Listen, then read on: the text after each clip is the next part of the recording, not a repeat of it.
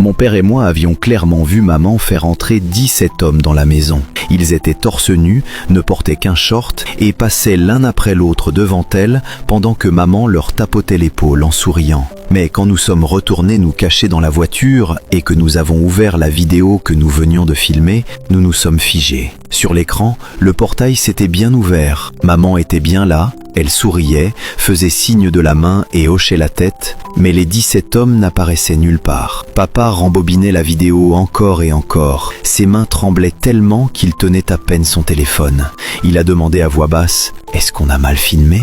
Ou est-ce que nos yeux nous ont trompés ?» J'étais presque en larmes. « Papa, je les ai vus. Toi aussi tu les as vus. Je sais ce que j'ai vu. » Papa était livide. Après un long silence, il a dit « Claire, c'est trop étrange. Rentrons d'abord à la maison. » Quand nous sommes entrés, tout semblait normal. Une odeur de nourriture flottait dans la maison. Maman était dans la cuisine, elle fredonnait, d'une humeur si joyeuse qu'on aurait dit qu'il ne s'était rien passé. Papa est resté près de la porte, puis il n'a finalement plus pu se retenir. « Sophie, a-t-il dit, qui étaient ces hommes que tu as fait entrer chez nous pendant que j'étais au travail ? Dis-moi la vérité. » Maman s'est figée un instant, puis elle a pris un air blessé. « Chérie, de quoi tu parles ? J'ai passé toute la journée à faire le ménage et la lessive. Je n'ai même pas vu les voisins. Comment peux-tu me soupçonner comme ça ?» Ses yeux sont devenus rouges et des larmes ont vite coulé sur son visage. En voyant sa douleur, la colère de papa a commencé à vaciller. Peut-être qu'on l'avait vraiment mal comprise ? Ce soir-là,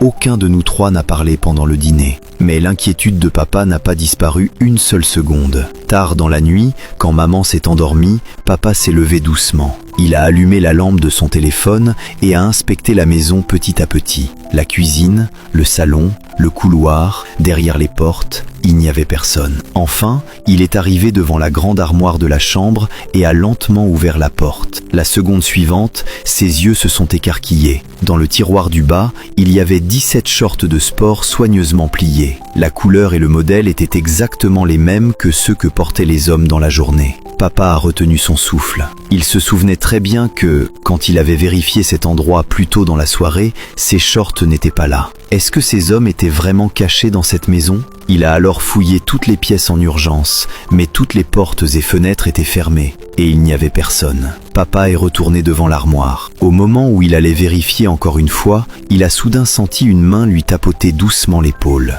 Il a sursauté, s'est retourné et a vu maman debout dans l'obscurité, qui le regardait en silence. « Chérie, qu'est-ce que tu cherches ?» Sa voix était terriblement calme. Papa transpirait à grosses gouttes et a seulement réussi à sourire de force. « Rien, je cherche un oreiller. » Maman l'a fixé quelques secondes, puis elle a dit « L'oreiller est sur le lit, viens dormir. » Papa est retourné se coucher. Il a attendu longtemps, jusqu'à croire que la respiration de maman était devenue profonde. Puis il s'est relevé en secret et a rouvert l'armoire. Mais cette fois, le tiroir était vide. Les 17 shorts avaient disparu comme par magie. Le lendemain matin, pendant que maman était dans la salle de bain, papa m'a appelé dans un coin du salon et m'a raconté à voix basse ce qui s'était passé la nuit précédente. En l'écoutant, j'ai eu froid dans tout le corps. « Papa, alors ils sont peut-être dans cette maison maintenant ?» Papa avait le visage sombre. Il a dit « Je ne sais pas où ils se cachent, mais je vais les forcer à se montrer. » Cette nuit-là,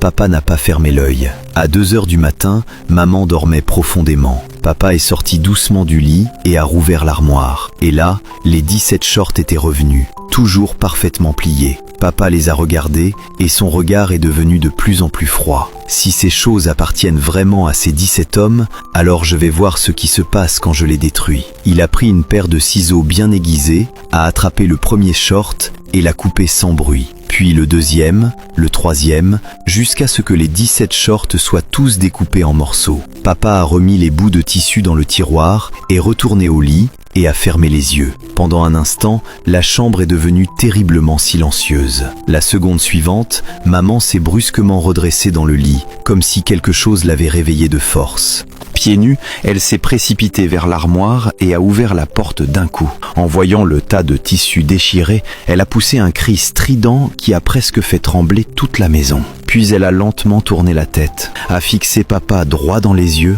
et a demandé d'une voix glaciale « Chérie, qu'est-ce que tu as fait ?»